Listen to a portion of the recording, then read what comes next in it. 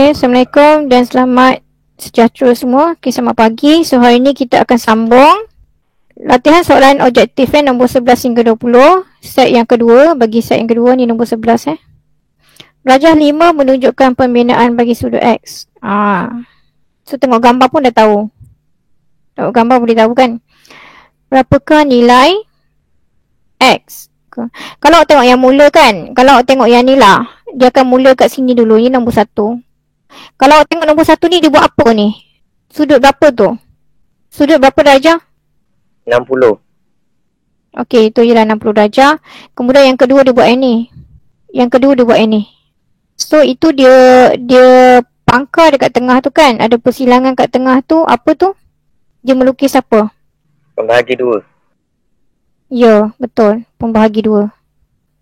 Pembahagi 2 sama bagi sudut 60 lah. Pembahagi 2 sama, dia buat tengah kan, sama kan. Bagi sudut 60 lah. Okey. Jadi kat situ dah boleh dapat jawapan yang pertama. Berapakah nilai X? X kat sini separuh kan? X kat sini separuh je. Jadi berapa tu? X. 30. A. Jawapan ialah A 30. Okey. Okey, nombor 12. Okey, antara berikut yang manakah bukan sebutan serupa? So, kita akan cari yang bukan. So, sini yang bukan. Baca soalan hati-hati jangan salah baca. So, mana yang nampak lain? Yang nampak lain. Ini dua-dua PQ kan? Dua-dua PQ. Ini dua-dua P. Ini dua-dua AB. So, yang lain ialah B. B. Beza dia B M sebab kuasa dia 2. ada M. Ya. Dia ada M dengan M kuasa 2. Ini lain. Sebab M kuasa 2 ni ialah M darab M ada 2. Okey, ada 2 M. Okey, nombor 13 sekarang. So, dia bagi rajah tangent kat sini. Ni dah cerita pasal tangent ni Tangent kepada bulatan. So, kena ingat. Tangent tu macam ni bentuk dia ni. Yang garis lurus ni yang bertemu dekat bulatan. Okey, kemudian lagi dia cakap diberi LM12. So, dia bagi yang ni lah info kat awak. Dia bagi tahu LM12. LM dia dah tulis ni 12. Kemudian tangent theta sama dengan 5/12. Okey, jadi soalan dia cari jejari. Okey, sebelum kita cari jejari, kita kena masukkan nilai yang ni belum ada. Ni belum masuk lagi ni. Okey. Tangent ni flashback sikit. Tangent theta. Tangent sama dengan okey. Mana bahagian dia ni? Atas ni apa? Bertentangan ke? Bersebelahan ke? Hypotenuse ke? Opposite. Okey, opposite. Betul. Opposite ataupun bertentangan. Bahagi? Hypotenuse. Hypotenuse. Adakah tangent bahagi hypotenuse? Sebelah. Okey. So, sini adjacent sebenarnya Persebelahan. Okey. Hypotenuse ni hanya untuk sin dengan cos. Untuk tangent dia tak guna Okey. Jadi, dia 5 kan? So, kat sini. Bertentangan 5, bersebelahan 12. 12 dia dah tulis sebab ini sebelah. Ini sebelah, dia dah tulis. So, bertentangan di hadapan. So, sini kita tulis berapa? 5. Sini kita tulis 5. Okay. So, dia nak jejari. Okay. Sini kita tulis. Betul? Faham tak cikgu tulis sekarang ni?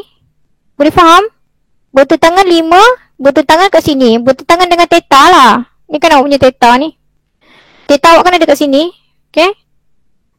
Jadi bertentangan mestilah di hadapan sebab ini garisan paling panjang. So, ini mestilah H ni paling panjang ialah H. Kita tak guna H. Okey, jadi soalannya ialah jejari. Jadi, jejari sama dengan, bagi tahu cikgu huruf mana jejari? LO. Mana satu garisan jejari? LO kan? Atau OL kan? Samalah. LO ke OL ke samalah. Itu ialah jejari sebab dia daripada pusat bulatan pergi ke lilitan. Garisan dia daripada pusat pergi ke lilitan. So, ini ialah jejari. So, sama dengan berapa? 5 C. Okey. 5 cm. So, jawapan dia ialah C. 14. Okey. Rajah ada segitiga tegak. Okey, segitiga bersudut tegak. Dia mesti tulis bersudut tegak tu ada ni 90 darjah ni. So ke 90 darjah ni kita dah tahu dah. Okey. Kita sama ada guna trigonometry ataupun teorem, ada dua je. Okey, tengok kalau kita cari panjang. Kalau dia kata cari panjang maka kita nak kena guna teorem lah kan. So dalam ni dia kira H. Dia tanya H. Okey. Dalam soalan ni kita guna trigonometry sebab dia bagi ni. Dia bagi yang ni kan. Okey, ni dah kira macam ni sebuah trigonometry lah ni. Okey, hitungkan H. Ni lebih kurang soalan yang tadi. Lebih kurang sama je soalan yang tadi. Dia nak nilai H. Okey, macam mana nak buat ni? Ni awak boleh buat persamaan lah. Jadi cos. So cos ni, ini apa ni? Ini apa? Cos theta. Cos theta sama dengan formula dia apa? Bersebelahan hipotenus. Okey, so bersebelahan kan bagi H je lah. H tu hipotenus lah. Cikgu letak H senang. Okey, jadi bersebelahan, tengok sebelah. Sebelah ni, apa tu? LM kan? Okey, LM kan? So, bawah dia H. So, H tengok situ. Mana H? Sini. HCM juga. Semak betul tak cikgu tulis? So, sini bagi dengan KM lah. Betul tak? LM bagi KM. Betul. Okey, jadi awak boleh buat macam ni lah. Kalau awak masukkan nilai, awak boleh buat macam ni. So, dekat sini 3 tadi kan? So, awak punya nombor macam ni. LM bahagi dengan KM sama dengan 3/8. Jadi awak boleh gantikan nilai ni. Okey, sini 3, sini 8. So, awak boleh gantikan nilai LM dia bagi. Ni dia bagi yang ni. Dia bagi berapa? 12. 12. Yo, gantikan nilai. Okey, cikgu turunkan sikit Okey, kalau awak pening, kalau tak boleh nampak direct, kalau boleh susun terus kat sini, 3, 8 boleh nampak tak apa. Kalau tak boleh nampak buat cara macam ni gantikan. So LM dia dah bagi 12 kat situ. So KM dia bagi H, dia bagi juga H. Sama dengan 3/8. So kita nak cari H, soalan dia kan H, memanglah H tak ada nombor kan. So darat silang macam tu. Okey, awak nak cari H, jadi 3H lah. 3H sama dengan 12 darab 8. Okey, jadi berapa tu? 3H sama dengan, tekan kereta. 96. Okey, jadi H sama dengan? 32. Okey, jadi jawapan dia lah 32 lah. Okey, ada yang tak tahu macam mana boleh dapat 32? Tanya cikgu, macam mana dapat 32 tu? Okey, awak pindah kan? Okey, so sini kan darab. Sini kan darab ni. Bila awak pindah jadi bahagilah. Awak boleh juga kira macam ni kalau awak cekap lah. Awak boleh terus dia letak dekat sini. Sini 3. Sini 8. Kan? Dia bagi yang ni kan? 3/8 kan? So ini darab berapa dapat 12? Darab berapa dapat 12? 4. Jadi 8 darab 4 juga. So awak dapat 32. Boleh guna sini juga. Kalau awak nampak, awak terus susun sini. Lagi cepat lah. Kalau awak tak nampak, awak buatlah satu-satu macam cikgu kira ni. Sebab ni kan soalan objektif kan. Soalan objektif awak boleh terus pilih jawapan. Tapi kalau tak nampak, kena susun lah satu-satu Jadi jawapannya 32. Jadi jawapannya ialah D. Okey, 15. Oh, soalan ni tak payah kira, tak payah apa. Soalan direct ni. Tak ada kira-kira, tak ada apa. So, dia bagi tahu spera. Dia nak spera. So, awak kena tentukan permukaan dia berapa. Okey. Kemudian bilangan sisi berapa. Bilangan bucu berapa. Spera ada bucu tak? Spera, kena bayangkan spera. Tak ada. Tak ada kan? Kosong. Sisi ada? Ada sisi? Ada tajam-tajam? Tak ada. Tak ada. Permukaan, bilangan permukaan. Sepatutnya tak ada kan cikgu, permukaan tu. Ada kan? Adalah permukaan sebab dia ada bentuk. Dia kan bentuk spera. Jadi permukaan dia berapa? 1. 1. Jadi jawapan dia? C. Okey, bulatkan C. Bulatkan jawapan C. Dia bentuk 3D. Spera tu cikgu tak lukis 3D kat sini Okey, sambung nombor 16. So yang ni set kan. Dah belajar set. Dekatan 3 kan. Dia belajar set. So soalan nombor 16 set dia bagi Raja Van. So dia bagi Rajavan, awak kena tengok Rajavan tu. Kemudian apa lagi dia cakap kat sini, hubungan antara P dengan Q, ada P ada Q kat situ. Kemudian ni soalan dia. Ni soalan dia. Set P ialah faktor perdana. Okey. Bagi A. Bagi A. So dia cakap ini A. Dalam P ni ini ialah A. Kemudian Q ialah faktor perdana. Sama jugalah. Q ni pula faktor perdana bagi B. Lepas tu dia cakap yang ini B. Okey, yang ni B. Tapi awak hati-hati sebab awak kena tengok Q tu dalam P tu dalam Q. P tu dalam Q, P tu besar tau. P tu termasuk 7 tau. P memanglah 7. P tu termasuk Q. Nombor-nombor dalam Q ni semua dia kira P juga.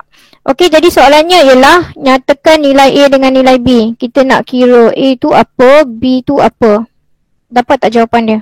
So faktor perdana, kira faktor perdana. Untuk A, faktor perdana ialah P kan. Untuk A ni faktor perdana dia ialah P. Masukkan semua nilai faktor perdana dia. P ada apa? 2. Lagi darab 3. Darab 5. Darab ada lagi tak? P ada lagi tak nombor dia? P tu ialah bulatan yang paling besar. So dia ada 7. Tekan kalkulator. Berapa tu faktor perdana dia? 210. Okey, 210. Okey, untuk yang B ni, dalam B ni set B lah faktor perdana bagi B kan, Q ni kan faktor perdana bagi P, so dia Q lah. So dalam Q ada apa? 2 darab 3 darab 5. Ada lagi tak? Ada lagi Q? Tak ada. So tekan ni dia dapat apa? Okey, 30. Jadi jawapan dia yang A awak dapat 210, B awak dapat 30. Ni pilihan nombor dia dekat-dekat tu So A mesti pilih 210, B mesti pilih 30 lah. Yang bawah ni C ni tak boleh terbalik. Ini terbalik Okey, so faktor perdana bermakna 210 ni, nombor 210 ni dia faktor perdana bagi semua nombor tu lah. 210 ni dia faktor perdana bagi 2, 3, 5, 7. Kalau awak bahagikan semua nombor ni, awak akan dapat nombor dia.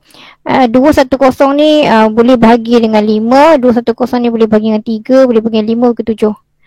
So semua-semua ni, nombor ni 2, 3, 5, 7 ialah faktor perdana bagi 210. Samalah, B pun samalah. B tu ada 3 nombor. 17. Ni senang. 17. Ungkapkan 0.083 darab dengan 10 kuasa 5. Ini nombor dia ialah positive number. Positif kan?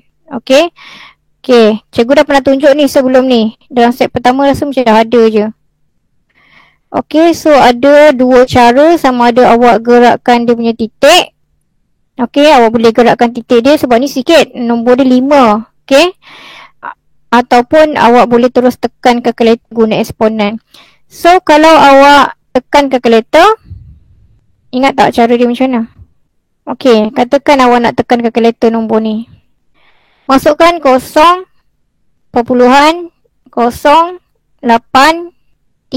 kemudian tekan apa? ESP ni, tekan ni eksponen ni. Lepas tu tekan apa? Kuasa 5. Tekan 5. Tekan 5 terus.